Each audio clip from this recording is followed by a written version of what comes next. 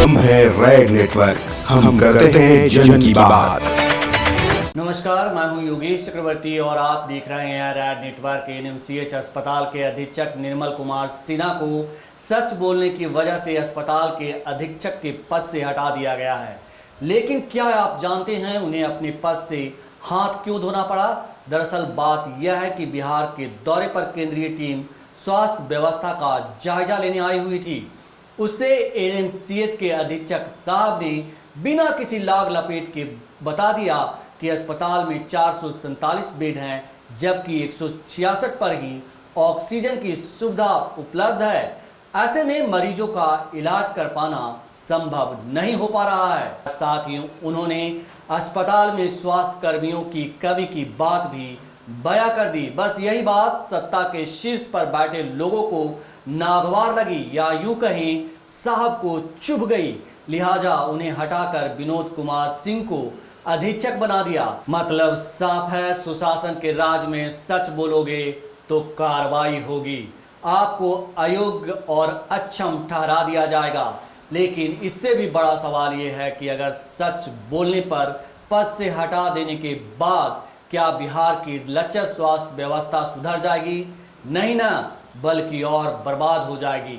इस कोरोना काल में बिहार सरकार की नाकामियां और लाल फीताशाही की हर रोज पोल खुल रही है। अस्पतालों से रूह कपा देने वाली आ रही तस्वीरें चिल्ला चिल्ला कर सरकार की नाकामियां गिना रही है और कह रही है कि सुशासन के नाम पर आप जनता को सिर्फ गुमराह करते हैं।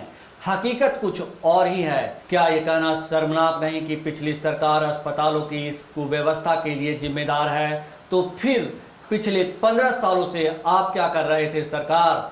लालू प्रसाद यादव के नाम पर आप जनता को कब तक गुमराह करेंगे? इसकी भी एक समय सीमा है।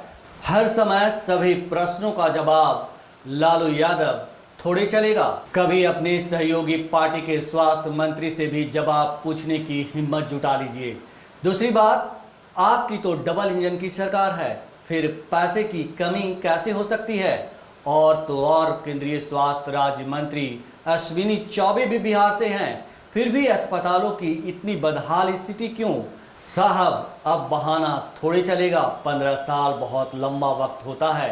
अब आपको लालू राग अलापना छोड़ना होगा।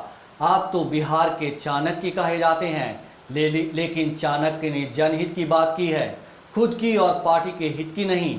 आपने तो ये सोचने पर मजबूर कर दिया है कि यहाँ सच बोलना गुनाह है।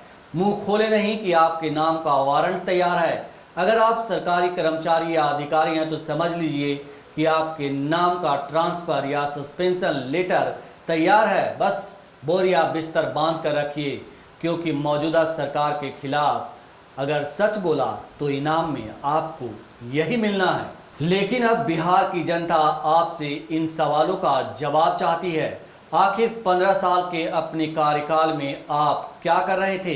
क्या स्वास्थ्य मंत्रालय क्या कर रहा था? स्वास्थ्य विभाग के खाली हुए पदों पर बहाली क्यों नहीं की? 15 सालों में आपने बिहार के स्वास्थ्य विभाग के नाजुक हालत को समझने की कोशिश क्यों नहीं की? आपने डॉक्टरों और मरीज के अनुपातों को सुधारने की कोशिश क्यों नहीं की? क्या बिहार में इतने संसाधन या पैसे की कमी है कि तमाम सुविधाओं से लैस एक बड़ा हॉस्पिटल नहीं बनवा सकते?